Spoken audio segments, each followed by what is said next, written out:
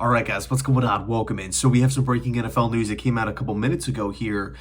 This news isn't really a shocker to anybody. The Jets are releasing tight end C.J Uzomah, saving just over $5 million against the cap. The downside here, because of the contract restructure from Joe Douglas, we are still going to be paying C.J Uzomah $5.9 million for the season.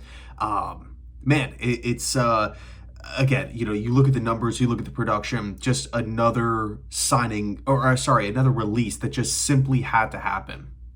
No ifs, ands, or buts. He had 8 catches last season.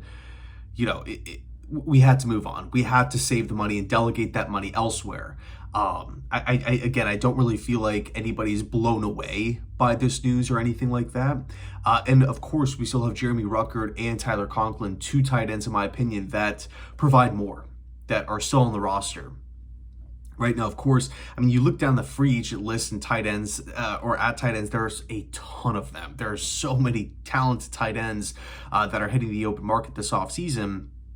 And, of course, there is a discussion for Brock Bowers at spot number 10. I really don't believe that, releasing C.J Uzomah would change anything.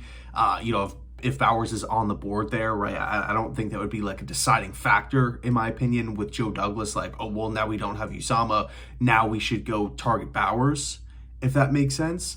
I think because Bowers is such a, such a highly regarded, tight end, it's not going to really matter who's playing the position or not, right? We also had the draft video, or I guess the war room video last year, where, we had Uzomah on the roster. This is, a year, or one less year on Conklin's contract, one less year on Ruckert's contract. We were considering taking Michael Mayer, or Douglas was considering taking Michael Mayer at spot number 15. He ended up going in round 2. As just as simple prospects, you compare Mayer to Bowers here. Bowers is much more highly regarded. So yeah, I think there's definitely going to be interest, but again, a move that had to be made here. Like on one hand, it's awesome, we're saving money, but then on the other, it's really just highlighting a bunch of signings that Douglas never. Just a bunch of signings that, that simply didn't work out, right? Laken Tomlinson, C.J. Uzomah, Carl Lawson, Dwayne Brown, McCole Hardman is owed $2 million in dead money this offseason. In fact, the Jets are actually, if the math is right, I think it's either like $34 or $35 million now in dead money.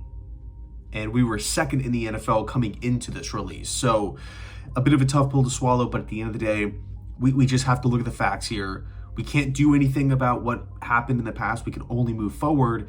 If this move allows us to save money, let's do it. So thanks so much for watching. Let me know your thoughts down below. And as always, go Jets.